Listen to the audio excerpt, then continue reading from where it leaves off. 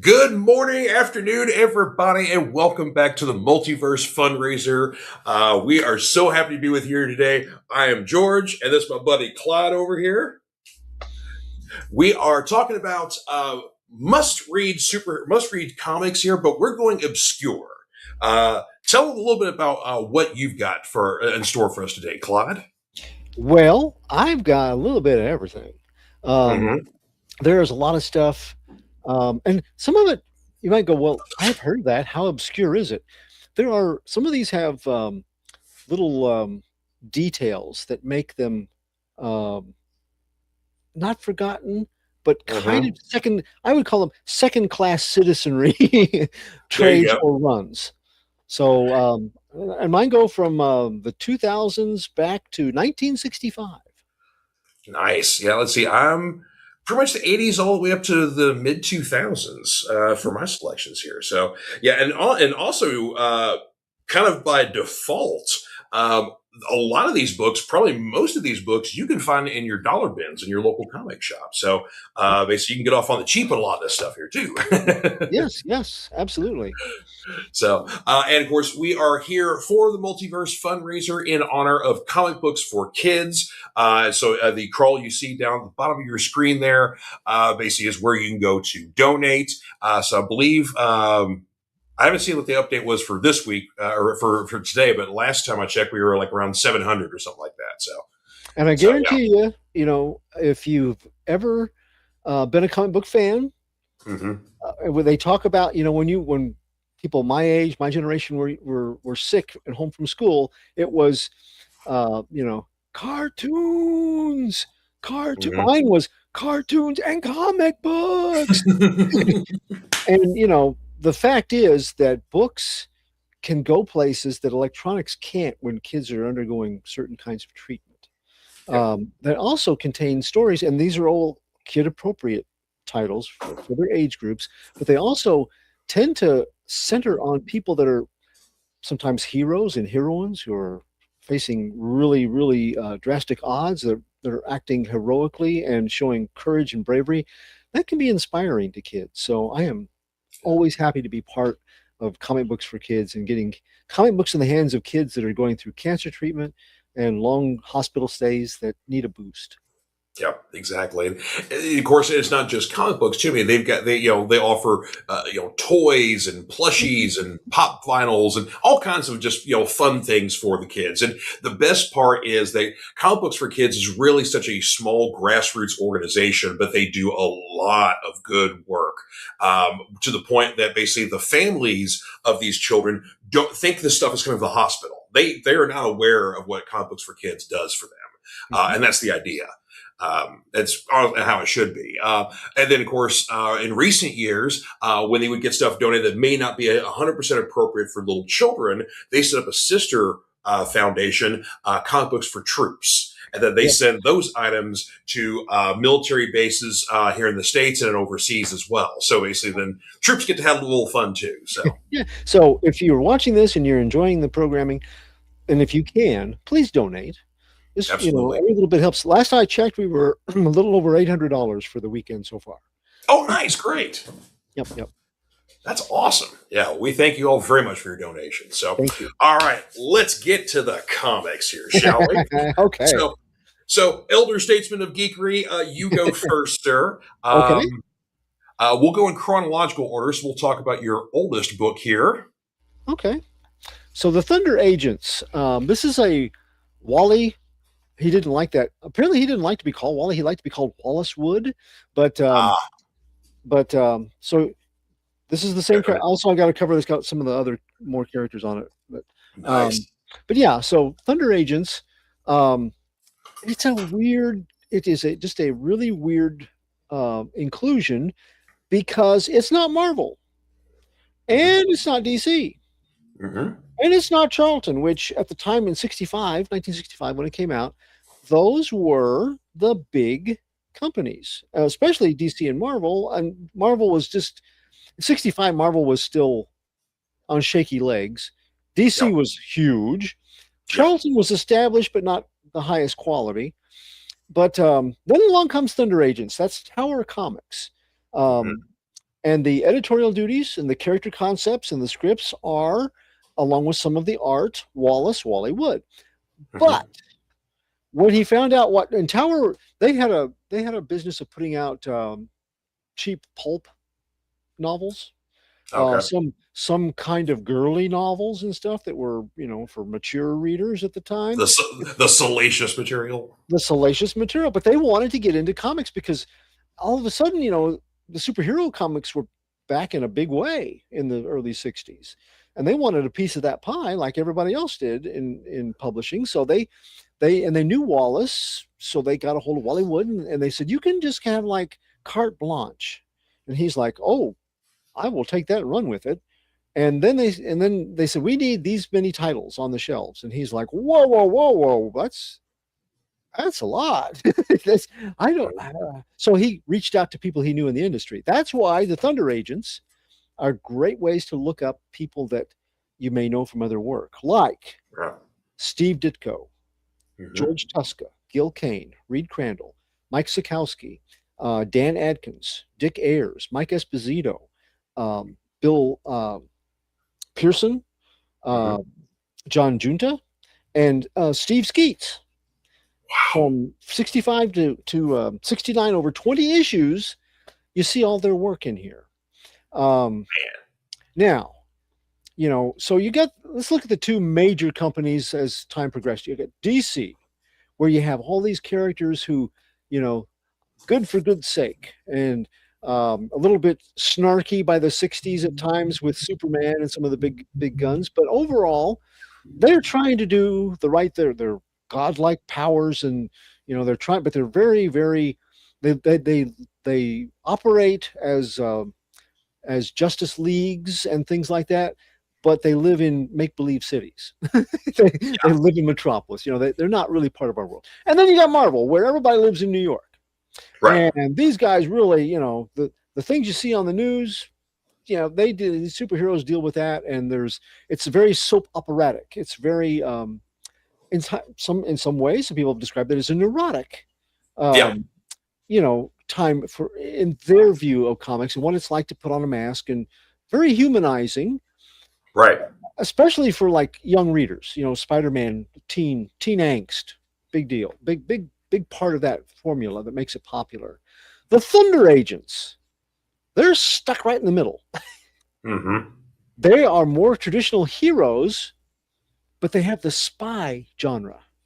They're kind of James Bond and superheroes slapped together. Lots of gimmicks.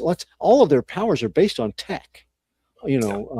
It's like Q was like in the background making all their stuff for them, and so Right. Yeah. so and even though okay, so and they're really human. I mean, there are people that are not good folks. Mhm. They're spies. Spycraft. They tend those. If you've ever read any John Carey, they're not always the nicest folks. So one of the Yeah. guys, one of the guys called Mentor has mental powers through his helmet. He can control people and kind of like a low grid Professor X in some ways. Okay. Um, he's a double agent.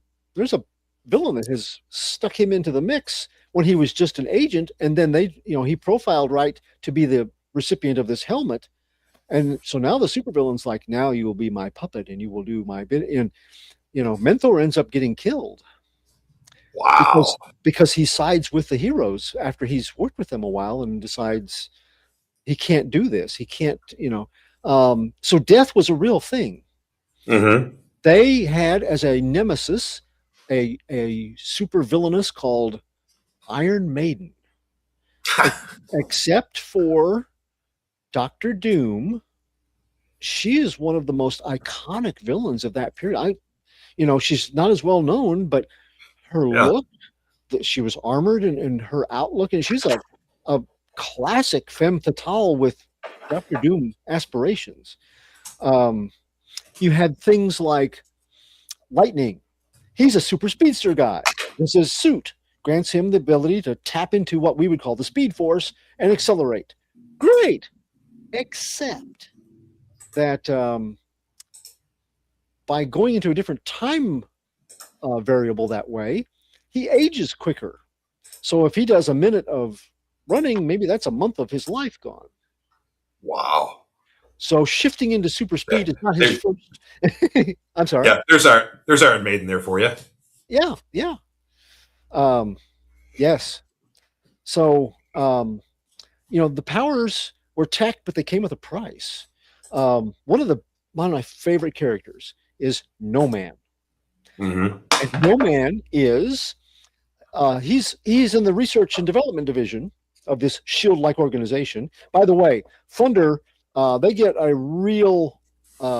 I got to give them kudos over Shield because somebody really wanted to say Thunder because that is the acronym for the Higher United Nations Defense and Enforcement Reserves. Yeah, that's a That's mouthful. where the Thunder agents come from. Okay, so No Man though he's 76 years old and he's confined to a wheelchair because he's crippled, but he's a Uh-huh. brilliant scientist and he makes an android body, and then he perfects the way to take a human consciousness and put it in the body. Uh-huh. The body's a little more. It's not like I would put him a little below Captain America as a super soldier. He's a little more durable, and of course he's completely mobile, and that's all good. But he Hmm. can still, I mean, take enough damage, he dies. Yeah. So when he transfers his body or his consciousness over to this android body, he makes a plant, and he just makes a factory. He's got like just rows of these bodies, and so when he goes out on his first mission, he gets killed and his Hmm. consciousness goes back to the next body. Yeah. um, Now they've also determined that he would be a good recipient for a invisibility cloak. So even though his body's, he doesn't have to worry about dying, and he can go transfer himself into a new body.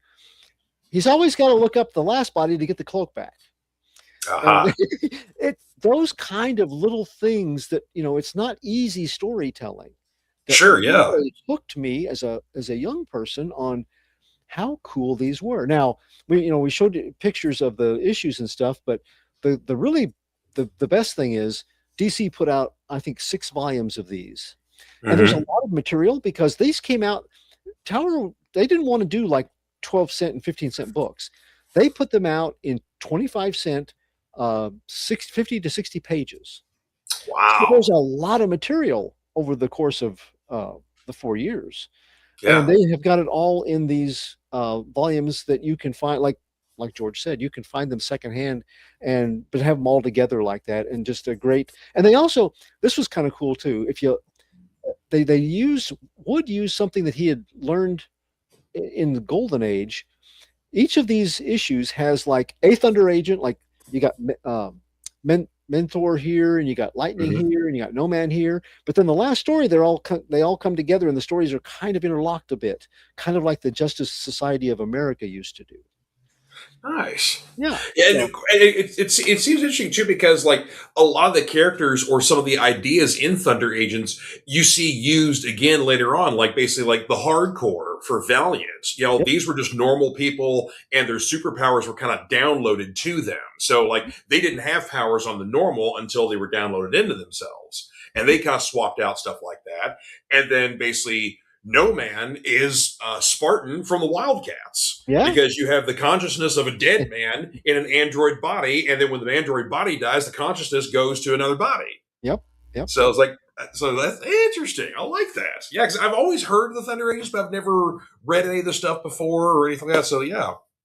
Well, my first one, basically, one you said you had not heard much about from, let's see, this was 1986. Yeah, 1986 from Marvel, Strike Force Moratori. Peter B. Gillis was the writer. Brent Anderson was the lead artist on here. The series ran for 3 years, but Gillis and Anderson left after the first 24 issues. So after the main guys that created it, they went another year. And then they also did a sequel series called Electric Undertow. It's okay. The first 24 issues are the best. And the plot of this was kind of almost a sci-fi version of Marvel's answer to the Suicide Squad. Because Earth has an alien invasion. We get our butts handed to us, where pretty much we are enslaved by these new alien overlords. Well, you've got a group of the what's left of the U.S. government and our military are trying to always combat the aliens too much. Basically, we just can't. They're just too tough.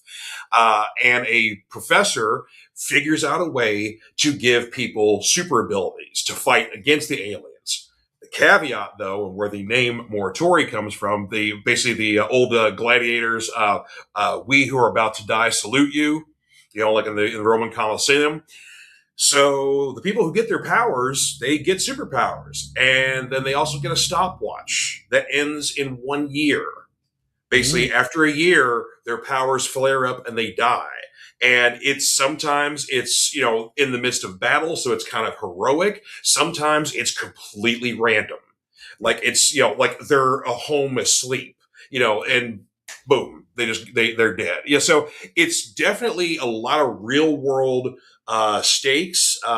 We lose. I mean, not to spoil anything, but we're going to lose everybody. Anybody who's got superpowers, they're going to die, and it's just a matter of who goes when. Holy Rogue One, right? It really is, yeah. But yeah, it's got really good, mature kind of relationships in here. And of course, there's people who have, romantic relationships. There's folks who don't like each other that have to work together. You get a lot of some people that have, kind of the righteous sort of personalities, and then other people that the powers that were given to them are also driving them slightly mad. And so maybe they get bloodlust a little bit there. So you got a lot of that to deal with too. So, but yeah, like I said, they goes for there's 3 volumes of trade paperbacks that are out, and then Electric Undertow is put it in a trade by itself. Also, Strike Force Morituri, you could very easily find this one in the dollar bins. I see this in our dollar bins all the time. And constantly plug it. But yeah, it's like I said, if you're kind of tired of the traditional superhero set, this is a very grown, not mature as in salacious content. It's a very mature, grown up superhero story that has real world stakes in it. Cool. Highly, highly recommend that one. I've known people that really liked it. I just have never sat down and focused on it, but I've heard good things about it in the past. So now it's on my to read list now. So there you go. Yeah, like I say, the last year of the book without Gillis and Anderson is still, it's good, but it's not as great as the first 2 years they were on it. Right. So yeah, but at the same time too, you're going to get kind of a new generation. Their 2 years on it is probably what I like about the storytelling. It's the original crew that's in there they get some new members here and there to fill in ones who, get taken out or their powers, flare out. But by the time you get to the 3rd year, it's an entirely different group. And then Electric Undertow deals with a few of the people in the 3rd group, but then there's also some new characters in there. So like I said, it's the first 24 issues is really where it hits the best. So. Cool. All right. Your next selection here. Yes. Squadron Supreme. So, there was a time in the 80s, 85, 86, was a real game changer for comics. And you had, let's see. You had the coming of Crisis on Infinite Earths. You had John Byrne was getting ready to redefine Superman with Man of Steel, and you had Alan Moore. He got to actually put a ribbon, tie up a bow on the end of the Silver and to some degree maybe Bronze Age Superman stories with whatever happened to the Man of Tomorrow. And Marvel is kind of taking a back seat at this same period. DC was making some big strides and doing some things that hadn't been done before. This in 85 and into 86. But one of the exceptions to that, I think, could have been called, because of the way it was done, it could have been called Whatever Happened to the Justice League of America. Yeah. Because Squadron Supreme, Marvel Comics, written by Mark Grenwald, art is by Bob Hall and Paul Ryan, um, and and also there's a side story in Captain America 314. So it kind of spread into another title a little bit, just a touch, but Hmm. you can get these trades very cheaply, Hmm. collecting all 12 issues, and so what they did a few years before that, they wanted to, you had people that were writing for comics that had been fans, and they wanted, as kids, they were like, wouldn't it be cool if Spider-Man met Superman? Hmm. And is that was going to happen in just a few years down the line, but at the time that wasn't going to happen.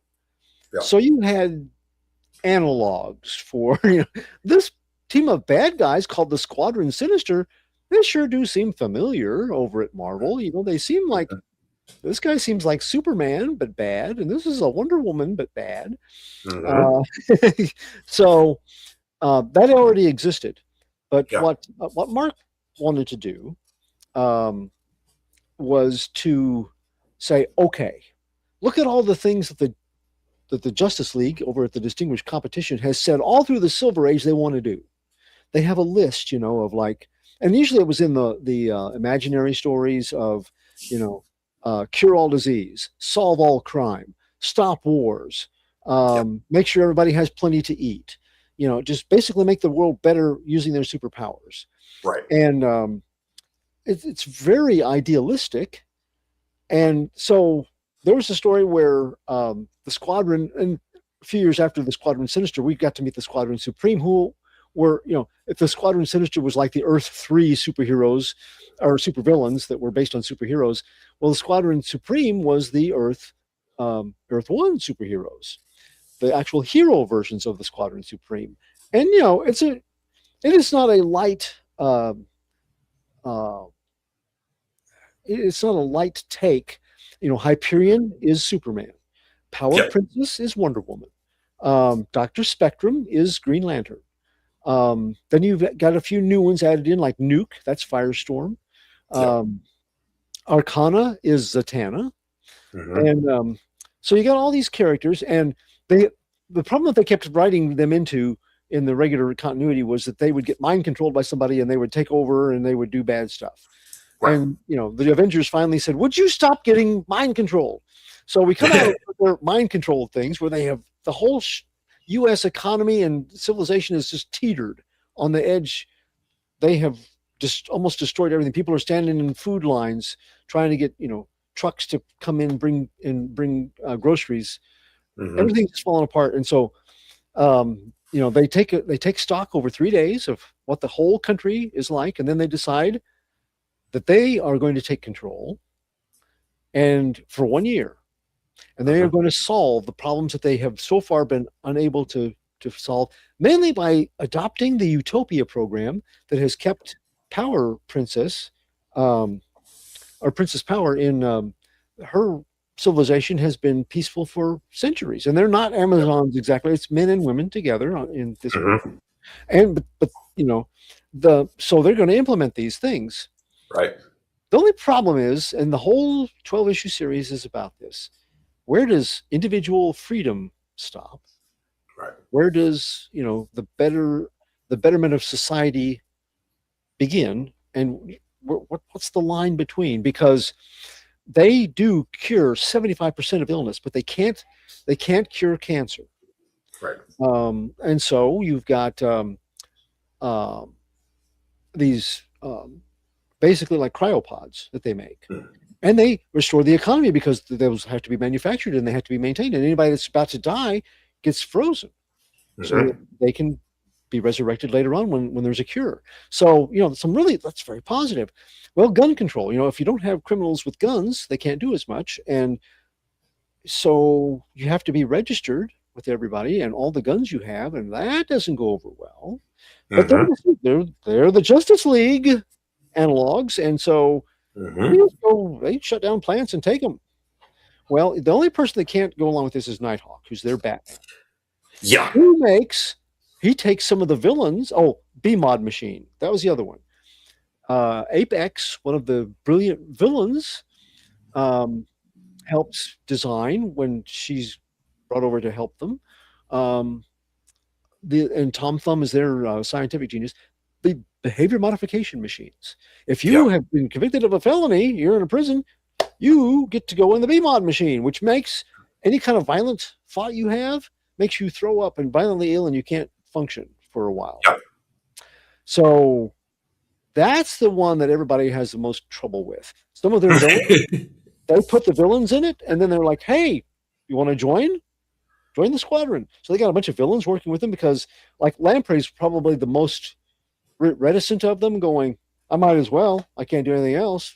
Hmm. I can punch you in your perfect face, but I can't because I'm just the thought of it makes me, ill. So I guess so."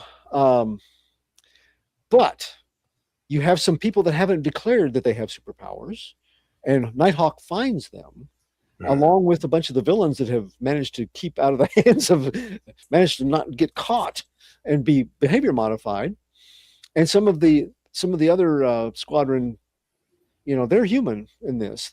People die, characters get killed, um, and so they end up joining him. And it very much reminds you of things that came later, like Kingdom Come, the Hmm. Batman team, the Superman team, the fate of the world hanging in the balance. So if that sounds like something that you would appreciate, um, it's a wonderful series. Um, it is kind of that Silver Age, old school way of telling the story. It's very verbal. It takes a while to Yeah. read these books. There's a lot of dialogue, but it Yeah. A also, lot of dialogue. Yeah. yeah. But if you like those stories of the Justice League, and you wanted to see how it might have played out in a more realistic setting, I can't recommend anything better than Squadron Supreme. Yeah. And of course, and the squad has been brought back multiple times because you at one point had the Marvel Max Mhm. with the was the app, was it Ultimate line, or I don't remember, but I know that. there's a line of the because he had the Squadron, the Nighthawk had some miniseries, and Hyperion did too. And then most recently, you had the Heroes Reborn story that Jason Aaron did during his run on Avengers, which basically was once again the Squadron being controlled, but this time was by Mephisto. So Yeah, he wasn't mind controlling them; he was just doing his good old fashioned mambo jumbo manipulation stuff that right. Mephisto does. But yeah, that was a good series too. And before I get to my next book here, an update from Miss Kelly Gittner there. Current donation total is at $860 right now. So that's Yay! Thank awesome. you. Fantastic. All right. So my next one here, and basically I'm going over to DC for this one because I love me my obscure characters, and you can't get any more obscure than Mr. Rory Regan, the Ragman. Uh, and if we were talking with David Propose yesterday, I'd made a little mention of Ragman because, yeah, one of the few DC Jewish superheroes. Marvel's got a couple of themselves, most notably Kitty Pryde. But yeah, DC is, just they got Rory here. So this series came out in 1993, written by Elaine Lee and art by Gabriel Morissette. This series takes Rory out of his traditional Gotham City because, yes, he is originally from Gotham and basically is kind of a bit of a Batman-centric character. It takes him to New Orleans where he's living above a jazz club. And this series really gets Rory's original origin is that he's a Vietnam vet and is troubled by PTSD. And then basically when he basically comes back home, he's living with his uncle who basically runs like a curio shop or like a pawn shop sort of thing like that. And one day he finds this green cloak made of rags and finds out that it is referred to as the Tatter Medallion, which basically is a cloak that essentially uses the souls of the dead to power him to avenge them or right wrongs or do some sort of justice. So again, sort of a Jewish mysticism similar to the Golem. Mhm. That's basically supposed to be used as something positive to protect, and so that's what the Tatter Medallion is. So, so Rory is in New Orleans, being plagued by nightmares again from his time in Vietnam. meets a couple and starts kind of falling for the woman and realizes that she's a bit of like a voodoo priestess, and finding out that basically there's a lot of souls and a lot of stuff going on in the graveyards of New Orleans, possibly caused by some other mysticism as well. Some bad people trying to use the souls of the dead doing things there. So Ragman gets involved with that. But what this series does is it really gets into his faith, gets into, there's a whole, basically 2 issues within this. I think this is the 8-issue series. Because Ragman's had a bunch of different miniseries, but yeah, this was an 8-issue series. But it gets really into the history of in World War II with the Holocaust, and kind of getting into his Jewish faith and his heritage and how that all ties in with the Tanner Medallion as well. So yeah, this really kind of opens up a lot more of Rory's story and his mythology, far more than any other appearance he's done. Because most time at this point, he had some appearances like in Brave and the Bold, some Batman appearances here and there, and then he did have a 6-issue miniseries in, what was it, the mid to late 70s, and then we didn't really see him again until kind of like, he's one of those characters that disappears for a while and then they'll bring him back. Yeah. So yeah, it's like he's been brought back a few times. Like he was part of Shadow Pact, which is kind of like the magic team of the DC universe. And then we haven't seen Rory in a while, but they made a new Ragman series about maybe 10 years ago. That was another Iraq War vet that basically his whole platoon was killed and he was the only survivor. He gets a Tanner Medallion, and basically it has all the souls of his platoon members. And so, but the platoon members are they are much more interactive with him. So they're talking to him, they're propelling him along. Sometimes they're taunting him, so there's all kinds of, relationship that he's got. So that was an interesting series there, Chip. I can't remember the subtitle for that one was, but yeah, that was. He sounds familiar. Remember, he did get a live action treatment on Arrow also. Yes, sure did. I don't know if one, but he did get it. If this sounds like a familiar concept, yeah, you may have seen him already. Yep. Yeah. So, of course, he's been involved in some different animated series as well from time to time. But, yeah, his only live-action treatment was Blessed Arrow there. Yep. So, Ragman, like I said, always been, because he's just a vigilante character. He is human. The only abilities are coming from the cloak. So, if he's not wearing the cloak, he's 100% human. So, right. Yeah. So, yeah, great kind of obscure vigilante character here. So, all right, your next pick here, and this is a good one, folks. If you guys haven't read this one here, yeah, you really need to. Camelot 3000. This is the beginning of a lot of that era that I talked about at DC. Yeah. They're making some inroads, and they are, producing some mature. They have gotten rid of the Comics Code Authority, and they are running with the idea of comics that can be for anybody. Yep. Camelot 3000 DC Comics, written by Mike W. Barr. Art is by Brian Boland, both inside and out, which, if you like his covers, 82 to 84, it's a 12-issue series. It was basically the first maxi series for DC, and the first of their titles printed on Baxter paper. One of the first direct market offerings from the company. And, it was also, I think, well-timed. The movie Excalibur had come out a year before. And it may not have been, it was a modest financial success, but I was in with D&D groups at the time, and it was, trust me, we loved Excalibur. We loved that. And I had just gotten out of high school and college, and we had studied The Once and Future King by T.H. White. And we had read sections of Thomas Mallory's King Arthur, Arthurian Legends. And so, not to take anything away from Mr. Barr, because it's a very cool story, but the artwork by Brian Boland is just, you need to get, and this is in lots of trade paperbacks. It's easy to find. It's not hard to find very affordable copies. And just for the Boland artwork alone, it's worth it. So basically, it is a sci-fi story set in the year 3000, obviously, and there's an alien invasion going on, and mankind is reeling under the power of these invading reptilian creatures. And a young guy and his family, Britain is one of the places that's hit the hardest. They're trying to escape. They're going through. They're trying to get to the coast. France has got a industrialist there who started a camp, and basically he's taking in all the refugees from England that are being unhomed by this invasion, and so they're trying to get to the docks to get across there to France, and they end up taking a round to their car, and it kills his parents. It throws Tom out, and he's a college student, and he's volunteered to help on archaeological digs at Glastonbury Tor, which is where this accident is close to. So he manages to evade the alien patrols, and he goes into that underground site to escape the aliens, and he finds a section that wasn't there before, a chamber. And it says, "Here lies Arthur, the once and future king."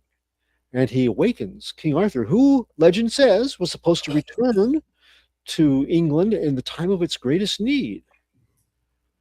Well, we got to catch Arthur up on all the things he's missed in his era.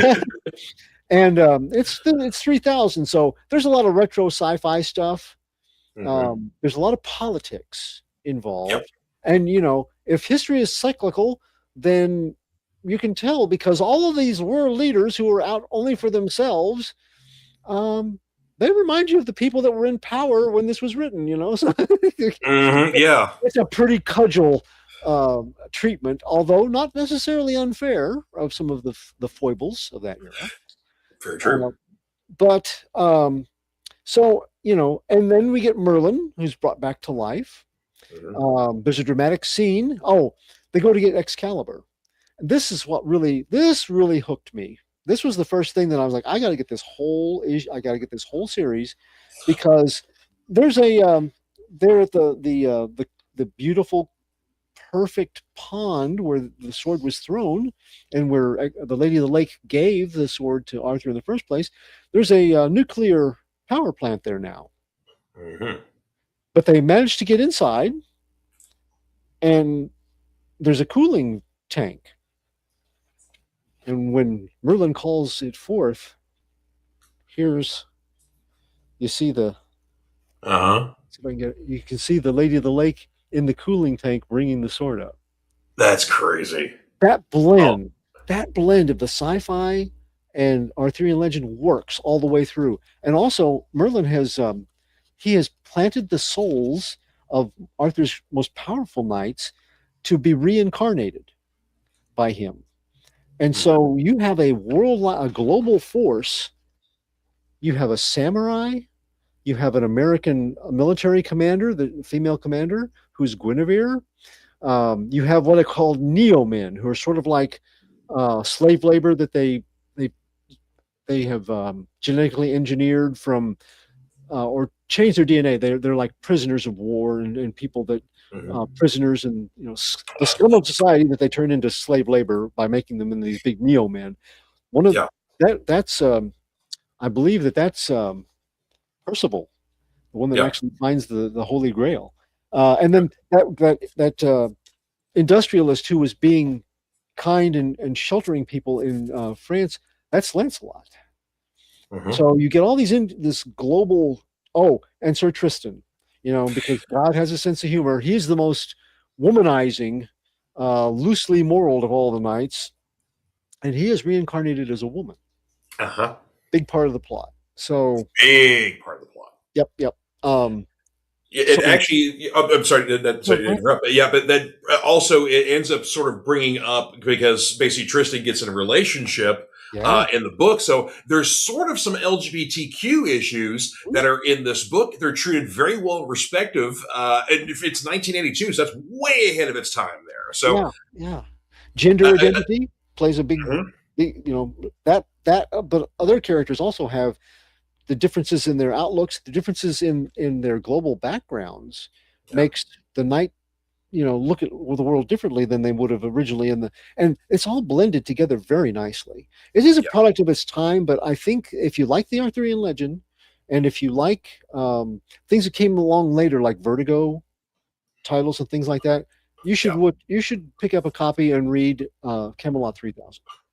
Yeah, this would have been a perfect in the Vertigo imprint, but Yep. yeah, but yeah, you're right. I mean, this was a kind of a front runner because this was presented as a special event sort of thing. You could only find this in comic book stores, so yeah, this was treated as a big deal.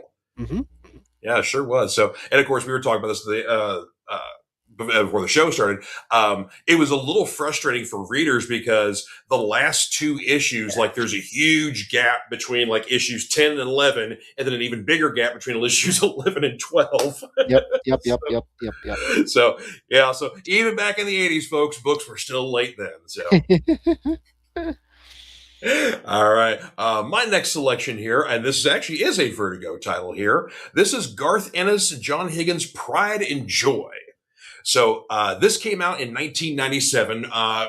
Garth is still doing Preacher, but Preacher's about to wrap up, so he's getting close to wrapping it up. But Garth is super duper popular right now. This is a very much crime noir storyline here. Basically, the bottom ground here, you've got Jimmy Cavanaugh, who is a guy who's basically got a criminal past. He's trying to make right by his family because he's a recent widower. So he's got his two children who are, I think, like the youngest is 12 and the oldest, his boy, is like an early teenager. So he's like, well, let's take him out here in the woods out in Jersey, and maybe do a little camping and try to do a little bonding sort of thing like that. Well, unfortunately, Jimmy's past is coming back to haunt him, and he's got to deal with basically a bunch of bad guys that are out to get him. Well, he's on his trip with his children. So now they're basically out trapped in the woods, on the run from basically a bunch of gangsters, and basically Jimmy's trying to survive and protect his children at the same time. And low on bullets and heavy on heavy on adversity. So, but yeah, it's a 4-issue series. It has been collected in trade paperbacks as well. But yeah, this was just, for me, like, I really enjoyed Preacher, and that's kind of got me as a Garth Ennis fan. This was the next thing of his I had read, and like this cemented it for me. Like, I love when he does crime noir stuff. So like, and of course, this is maybe 2 years before his run on Punisher starts. When he was given that. So it's very much a lot of the same themes and the feel of his Punisher run started, I think, here at Pride and Joy. Mm-hmm. So, but yeah, definitely worth checking out. Of course, nice, good, like the art on the cover is very indicative of the interior art that John Higgins does. So very dark, very heavy inks. So yeah, it's good stuff. So I'm honestly surprised this has never turned into a movie. I was just Like, going to say, that sounds very cinematic. yeah, it's extremely cinematic. So, like I said, it's 4 issues, so it just moves so fast. So, but yeah, good stuff there. All right, your next one here, and this one near and dear. I wanted to pick this one for myself, and then when you got it, I was like, cool, you talk about it. But yeah, this is a series that is very near and dear to mine and to Clyde's heart here. Please. Strike Back. Okay, Yes. so the bad news is it's going to be hard for you to find this. You don't. I stand corrected. You won't find this as a trade paperback because it doesn't exist that way. This was from the independent era of comics when people were putting out stuff that weren't part of any of the major companies, and that included Bravura and Malibu, and they managed to. Everybody was looking for their own kind of thing, apart from DC and Marvel, things where they could keep rights, where they got more of the percentage of the profits and things. And so Strike Back came during that time. It was by Bravura and Malibu, who put out 3 issues, and then Image. It was supposed to be a 6-issue series, but Image gave them 2 more to finish it up with issues 4 and 5. And reissued the first 3. So yeah, this was at the time when the bubble was beginning to burst on the speculative market, and comic shops were closing, and Marvel was going into bankruptcy, and this was at a rough time, and you can tell that because this is probably one of the reasons why it's never been put together into a trade. But So it is written by co-creators Jonathan Peterson and Kevin McGuire, and the art is by Kevin McGuire, and that you probably know him best from the Justice League Mhm. series that he did. That was the kind of the funny version after Crisis on Infinite Earth. That had all the weird different characters that they ever had before. Mhm. And he, those are, people think of it as the funny Justice League, and it is, but it's also got a heart.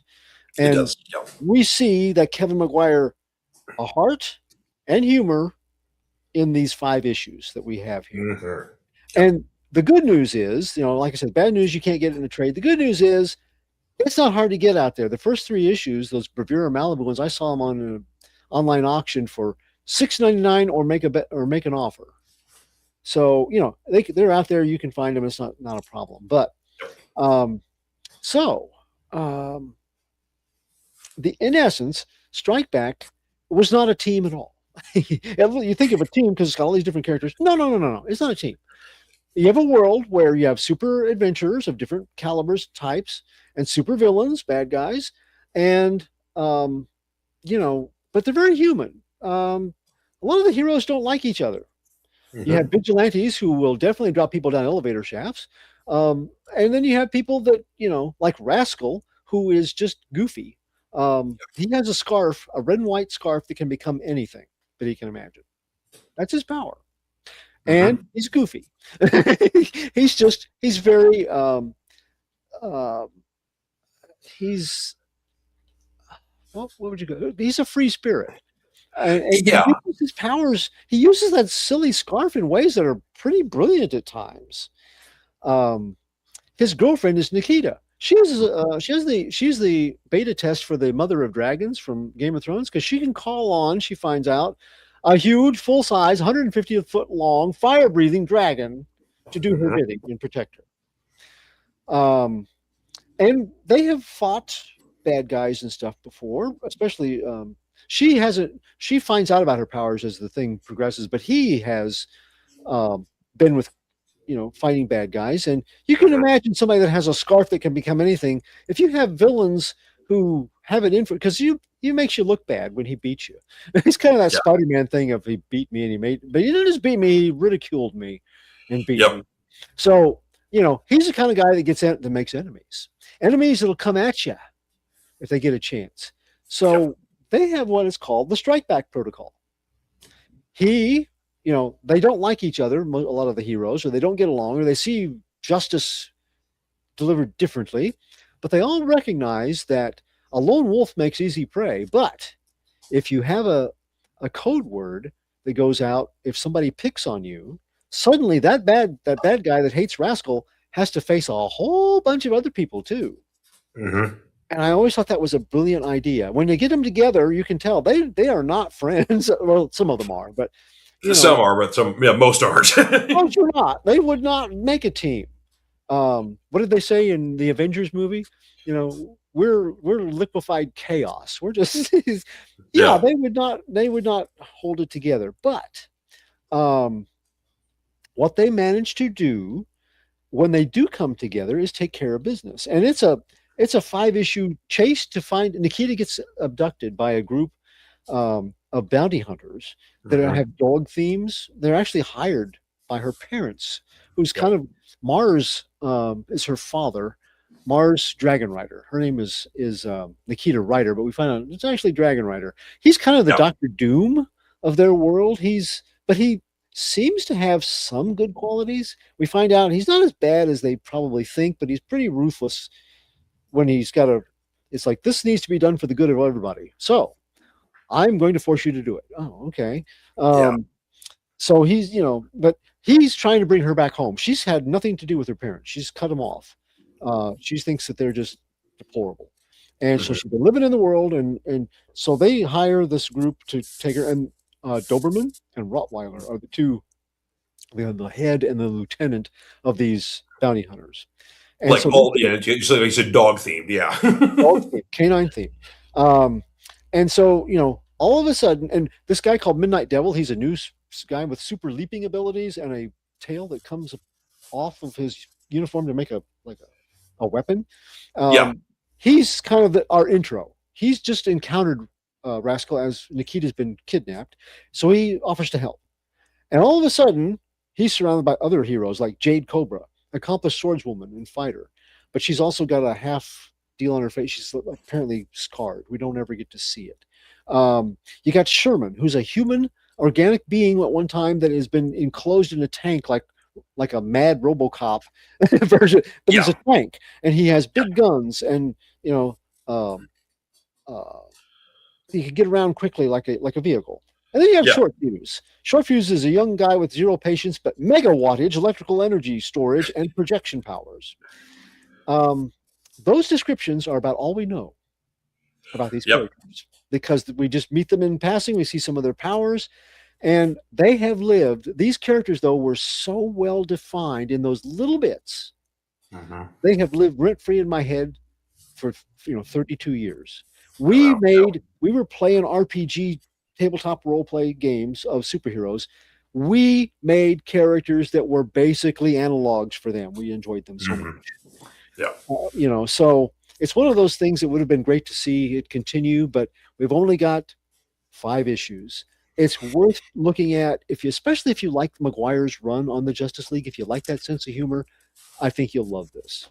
Absolutely. And Maguire is just when it comes to facial expressions, is like one of the kings, the absolute kings of art. So it's like, it makes these characters so, fleshed out and so real. So, well, we got a little less than 10 minutes. So we got a couple of the books we still got to talk about. So we'll have to kind of rush through them probably here. My pick, next one here. This is the 6-issue Justice League Cry for Justice miniseries. So this follows Final Crisis. So the Justice League have essentially kind of broken up. Batman is dead.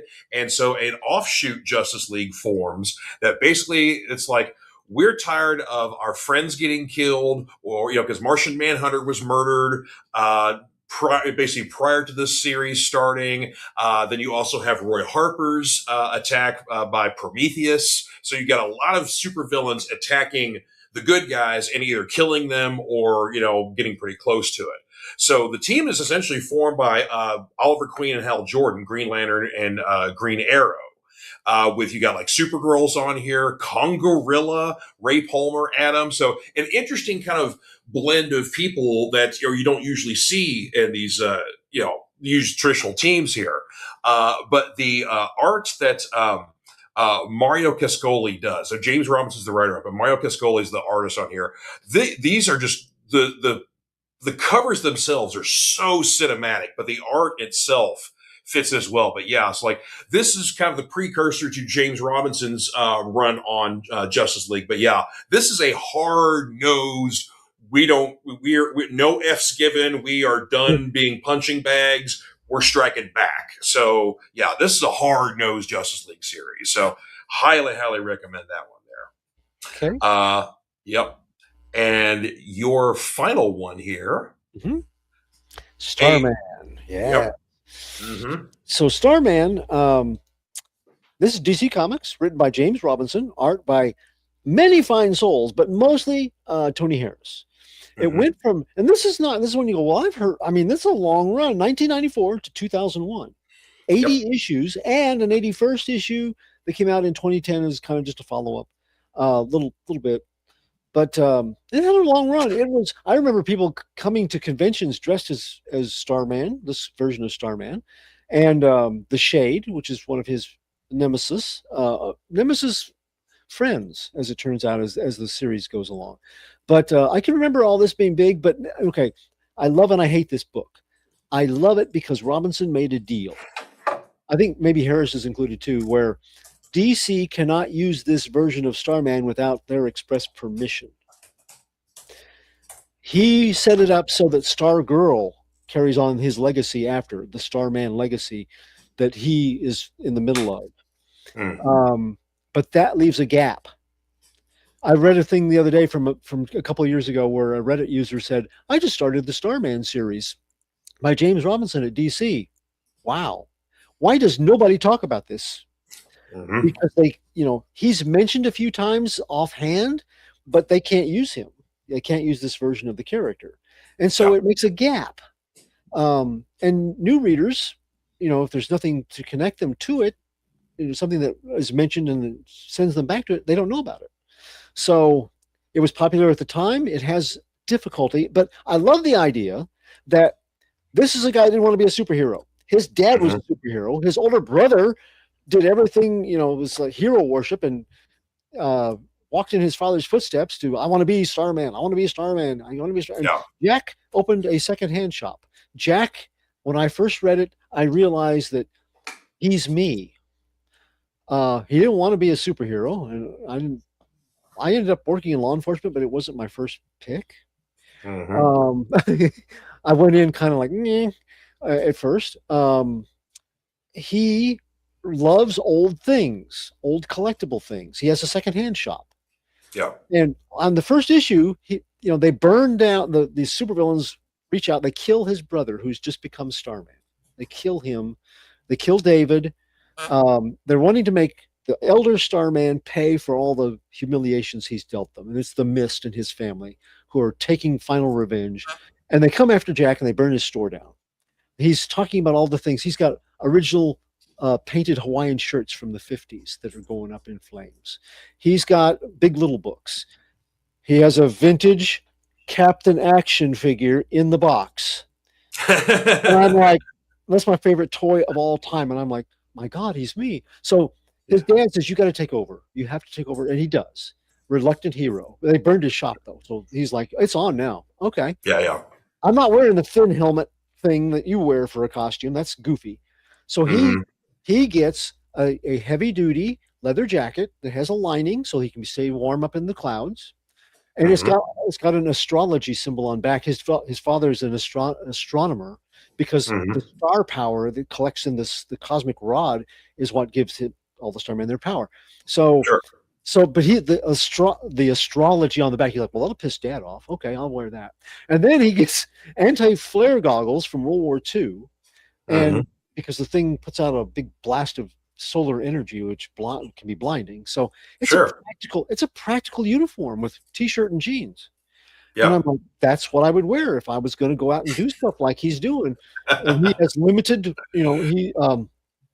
his dad gives him this cosmic rod, which is like a prototype, but as a staff, he can use it to fight. He's got a little bit of martial arts skills.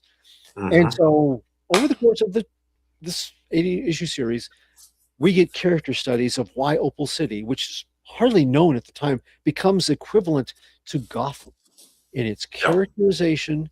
The Shade is a bad guy. We find out he's a bad guy with a code, and he's not, he is not, he will kill you. He's from Yeah. the 1800s. You cross him in a bad way, in a way that is like, you harmed innocent people that had done nothing to you. You're a dead, you're better off dead. He's quick to say that. That's the most villainous part of his personality. The people that he kills, they deserve it. you know, they are not. He ends up defending Opal City along with Jack. Jack Knight is the Starman that we're talking about here, and Yeah. they're talking about making a new series. This is your chance. Sometime probably in the next few years, DC's maybe Hmm. going to launch a new series with the same creators. Get them now before they go up in price and you can't find them. There you go. Well, we're almost wrapped up here for our panel here. This has been a lot of fun, just getting to talk shop here. But the reason for the season and why we are here is comic books for kids. And we got a special guest joining us in here, Mr. Mark Weiss himself. Hey How guys, you- listen, it has been a blast from the past listening to you guys. I almost wanted to run downstairs in my basement, which I have, and pull out my copies of Camelot 3000 bagged and boarded, purchased when they were brand new. But I want to add my top 5 in the last minute we have. Sure. Please, yeah. Got to be a Hellblazer, which really Mhm. dove into John Constantine, and before that, a Swamp Thing by Alan Moore, which really helped develop the character of Constantine, right? Mhm. And I have to mention some of my favorites from the first comic explosion when Grell started doing John Sable, and was it Star Slayer he did as well? Yeah. And then Tim Truman and Ostrander did Grimjack, which I thought was an incredible, innovative, those would have been some of my top 5 that I probably would have shared as well. But Listen, everything you guys chose, I can't even argue with any of them. They're phenomenal. Robinson, by the way, Clyde Robinson is, was such an underrated writer in the way he just fleshed out all his characters. Incredible. But thank you guys. That's the real reason I wanted is to say thank you, and thank you for allowing me to geek out with all the people who are watching as I enjoyed your blast from the past as well. But thank you, Mark. Yeah. Like I said, Comic Books for Kids is an outstanding organization, folks. Please support them. Donate right down there. The link at the bottom, and of course, the link is going to be up for a full week, well after these podcasts are over. So you have all the time in the world to donate. So please do so. But it is now past our time, so we got to wrap up here. So thank you, Mark, for joining us. Thank you, Clyde, for being in here with us. So. You guys have yourselves a wonderful weekend, and we got a lot more coming up next on the Multiverse Funraiser. We'll see you next time. The Multiverse Funraiser is partnering with Comic Books for Kids to raise money for their cause. Their mission is to provide comic books to children in hospitals and cancer centers across the United States, Canada, and the UK. We believe in the importance of providing stories that promote hope and bravery to kids who are facing things that are scarier than any supervillain. And we truly believe in this cause. To donate, you can either go to our Facebook page at www.facebook.com/The Multiverse Funraiser or directly to comicbooksforkids.org. The Multiverse Funraiser would like to thank our sponsors: Earth Dog Studios, Clobbern Comics, The Art of Brian Rodman, Studio Moonfall, Elusive Comics, and of course, the Phoenix Sisters Entertainment Network for hosting this event. Learn how to support these businesses on the MVFR website.